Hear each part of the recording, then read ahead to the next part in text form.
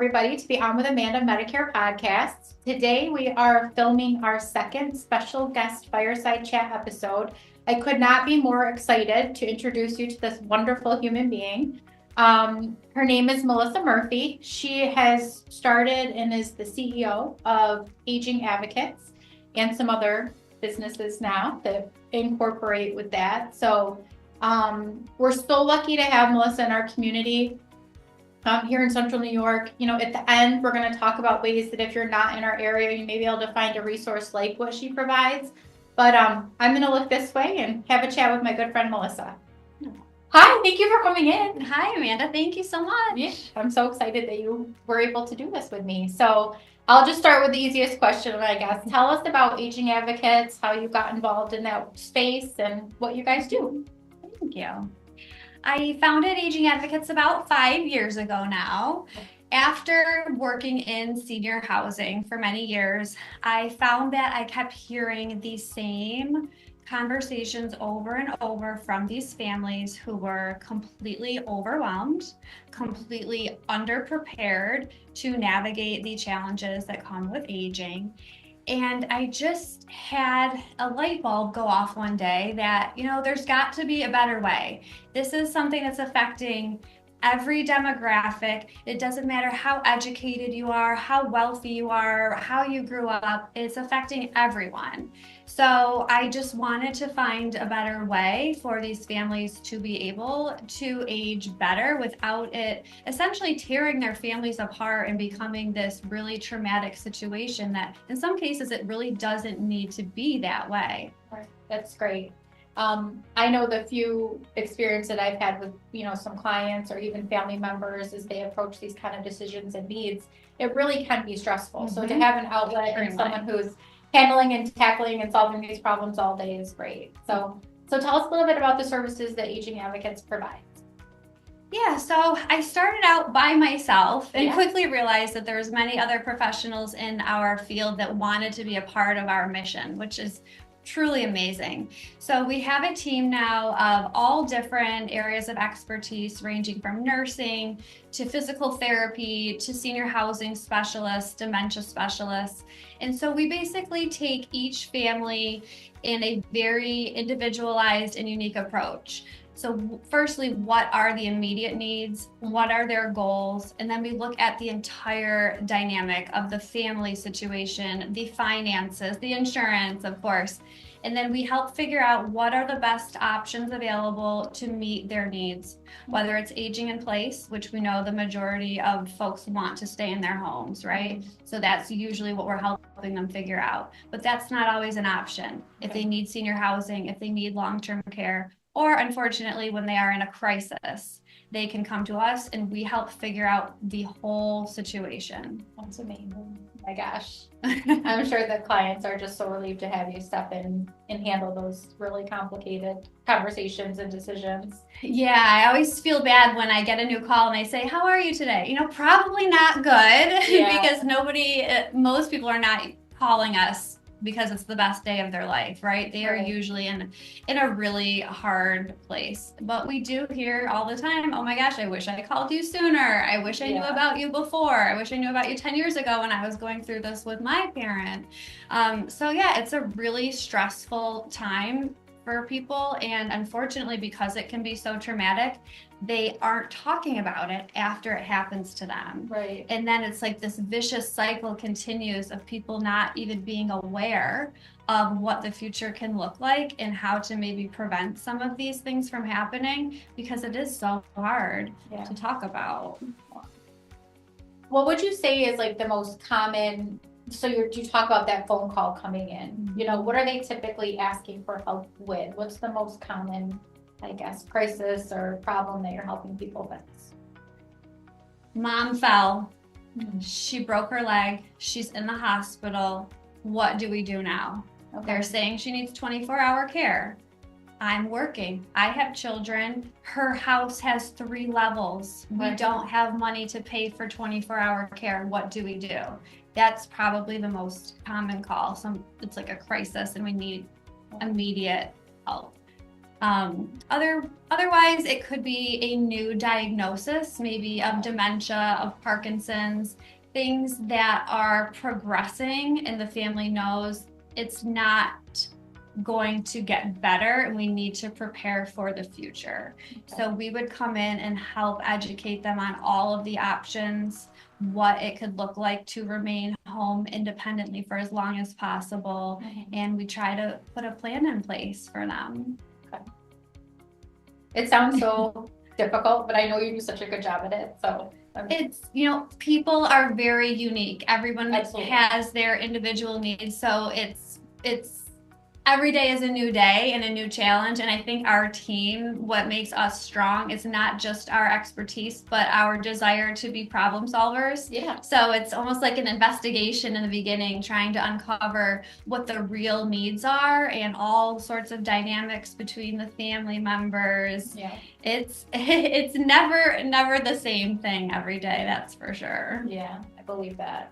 On a smaller scale, helping someone pick a Medicare plan is individual to their specific needs, and they're usually just dealing with them and maybe a spouse or maybe an adult child, or just they're making those decisions for themselves. So to be able to work through all those family dynamics and see everyone get on the same page is probably a lot more work than it might seem like. I always say, that sibling that maybe you didn't have the best relationship with growing up, now that your parent is needing help and there's power struggles, money struggles, emotions, that dynamic that existed 20, 30, 40, 50 years ago, it's still there. Yeah. It's not going away, and it could actually be worse now that all of these outside factors are coming into play. So it can definitely be a challenge, and we like that we can take that burden off some of the children or the parents and be that outside professional, unbiased support system there. So how does somebody engage with you? I obviously call you and we'll talk about contact information, but so they have their crisis, what about pre-planning? What would you recommend for people who are thinking, maybe I need this service, but I'm not exactly sure if I do or how I go about it? So I'll be honest, the call that I don't like is that crisis, right? Unfortunately, that is the most common call. But when we get the call from a senior themselves wanting to be proactive, the people in our office, they hear me cheering. And I'll skip down the hall. I'm so excited because we don't get those enough. And that can be the most powerful game changer for someone's future. Right. Nobody wants to go to a nursing home. Nobody wants to have to leave their home. But it takes a little bit of pre-planning. We obviously can't control everything, every diagnosis, but there's so many common mistakes that people make that ends up taking their decision-making abilities away, taking their independence away. So when I get a call that somebody wants to be proactive in their aging journey, that's the best call. And I'm slightly optimistic that this generation is getting more proactive. I think that they have more access to information. They're seeing what their peers have gone through, and they say, no, I don't want that for myself. So I am a little bit optimistic that we are shifting here. That's great. I think that's wonderful. Yeah. And obviously education and making people aware of some of the things that they're going to face as they age might make it easier to just start a little bit sooner. Is there too soon? No, never too soon. Okay. People ask me that all the time. Well, when should we start talking to you? And of course, it's never too soon, especially if you have a family. You want to be having these conversations with your parents, with your loved one. But if you are somebody of the age where you're starting to look at Medicare, I think that is the perfect time to open up that dialogue. So whether you are getting Medicare for yourself and now you can be having the conversation with your children, your loved ones, or maybe you're also going through that with your parents. So it's all going to come together now. Right. You're seeing what it looks like. So that's really the perfect time to engage with your financial advisor, your estate planning attorney, Right. your Medicare professional, and bring in an aging life care professional, ideally, because they're the ones that are going to know what do all of these things look like in the real world. Right. You know, we can talk about it on paper all day long, but if you don't know, what does it actually look like if I want to hire somebody through Medicare, through Medicaid, what is actually available in my area? Right. And nobody knows that other than the people that are actually working in it, boots on the ground, day in and day out, because these things change all the time. That's a great point. Yeah. Yeah. One pet peeve I have is when somebody will go on the social media and they'll say, my mom needs a nursing home. Which one should she go to? Yeah. And I'm like, oh gosh, please, please, please don't ask for advice on the internet. Right. Because number one, they don't know your whole situation. They don't know your medical needs, your finances, all of those unique needs, right? But also, just because it was the best nursing home 5 years ago or even 5 months ago doesn't mean anything today. Right. And availability and what insurance participation, like all those things are important factors. Exactly. So you're just setting yourself up for more stress, heartbreak sometimes. Yeah, because you get set on, oh, I'm going to go to this place because my sister went there, and then it's not an option. Or people will make you feel so unbelievably guilty. Say there isn't a possible way for you to keep your loved one at home and you do need to go into a skilled nursing setting. Nobody wants that, right? So the only thing that makes that even worse is now you've got this guilt of everybody on the internet telling you these horror stories, when in reality that might be the best option for somebody and it could be the worst option for somebody else. So just be careful with who you're getting advice from in these really delicate situations. I think anyone who like really specializes in helping people with a particular, area of expertise, having people go on the internet is the worst thing you can do. And don't do it. It's so easy, but don't do it. It's not perfect for you just because it might have been good for your best friend or whoever. Exactly. So, yeah, the individual aspect of what you do is really incredible to me, because I imagine it takes a lot of listening, a lot of compassion, a lot of knowledge. So that's great. Is there anything I didn't ask that you think people should know, or?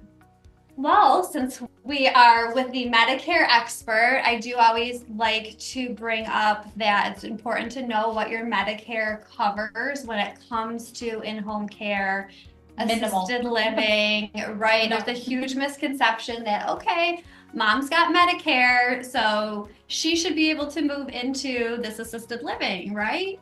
So it's important to know that Medicare doesn't actually cover senior housing. And home care, it's very minimal, like you said, usually after a hospitalization. For a short after. Yeah. So important to know what Medicare does cover, and more importantly, what it doesn't cover, so that you can plan accordingly. I agree 100%. I think that there's a tremendous amount of misconception about how little Medicare actually does help with a long-term, healthcare scenario. It's really, Medicare is rehabilitative, short-term, and we talked about that in episode 1. When we went through the particulars of Part A and Part B. But yeah, I think sometimes even that can be crushing, right? Because you think, oh, this is going to cover everything that I need, and it won't. So do you do a lot of work helping people explore the Medicaid space, or is that? Yes. I mean, I find that like horribly confusing. A lot of paperwork, a lot of documentation. It really is a process, like understatement process. It is. So another huge misconception is Medicare versus Medicaid. So it's so important just to know the difference, right? So everybody qualifies for Medicare at age 65. Or sooner. Or sooner. Not everyone qualifies for Medicaid. So Medicaid, in this space that we're speaking of, is qualified usually based on your asset level. And there are a million different confusing factors that go into that, which is why we always recommend that you are speaking with an estate planning attorney specifically. Right. Okay. So again, somebody that specializes in that area, because that's always changing also.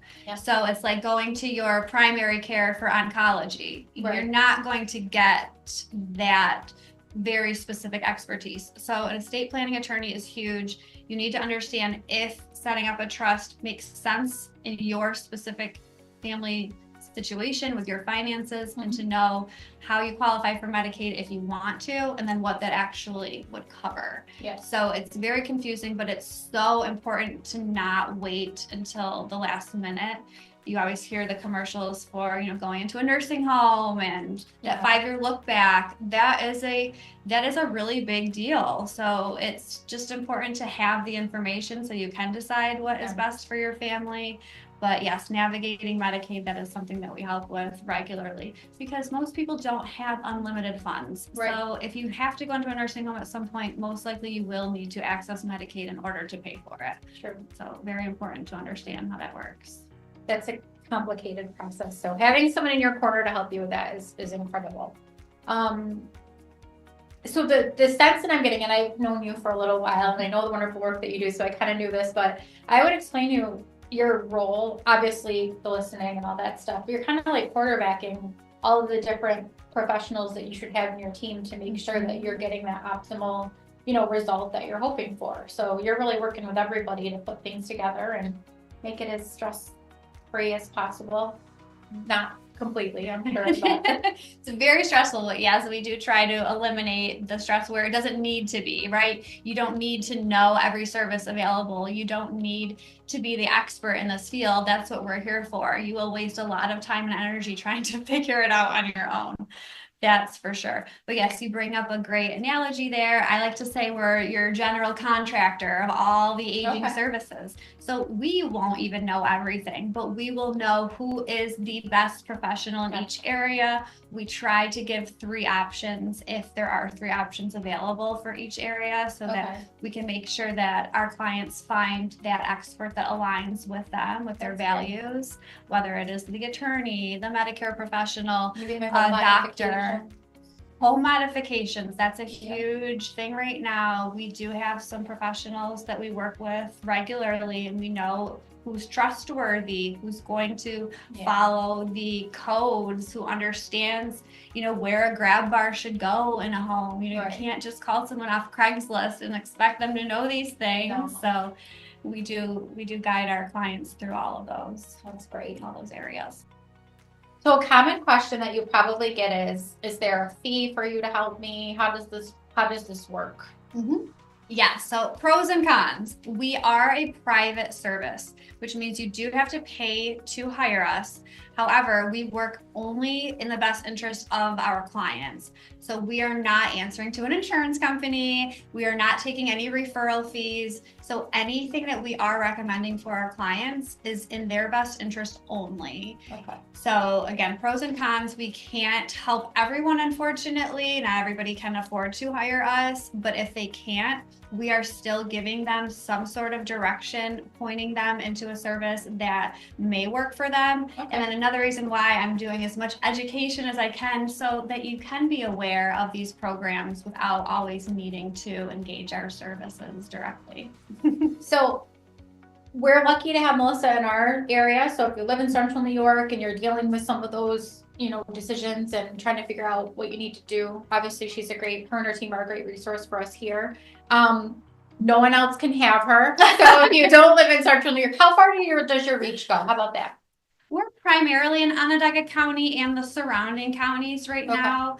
We do a little bit out in the Utica area, but depending on the case, we can do some things in all areas, right? Some things are just more consulting. Okay. But if it is a case where they need the local resources, if there's another aging life care professional in their area, we are going to connect them. Okay. So we are part of what's called the Aging Life Care Association, and that is national. Oh, great. So wherever you are, you can go right on aginglifecare.org and put in your zip code, and you will get a list of any of the other aging life care professionals in your area. Wonderful. Okay.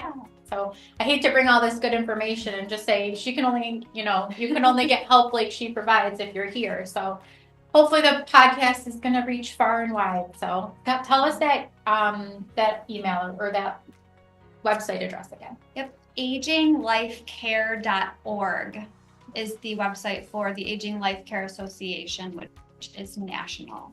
Okay. And how would people connect with you?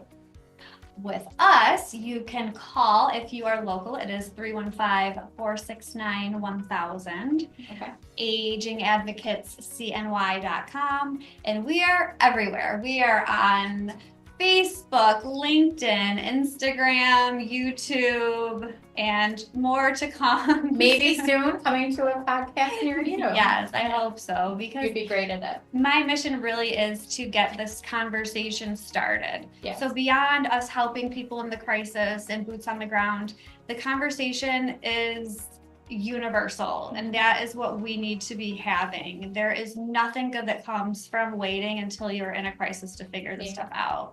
So even though it's not easy, it is worth it. So I'm hoping that people do find some empowerment in the knowledge here. I think that they will. I really appreciate the work that you do. I know it's not easy. Back at you, girl. Thank goodness for you. Thank you. I'm so happy that you came in and chatted with us. So if you have questions, maybe you're in a crisis, maybe you're trying to avoid being in a crisis, it's never too early to reach out and be proactive about some of the decisions and services and supports that you're going to need as you age. So reach out to Melissa and her team. And thank you for listening to our first in office fireside chat.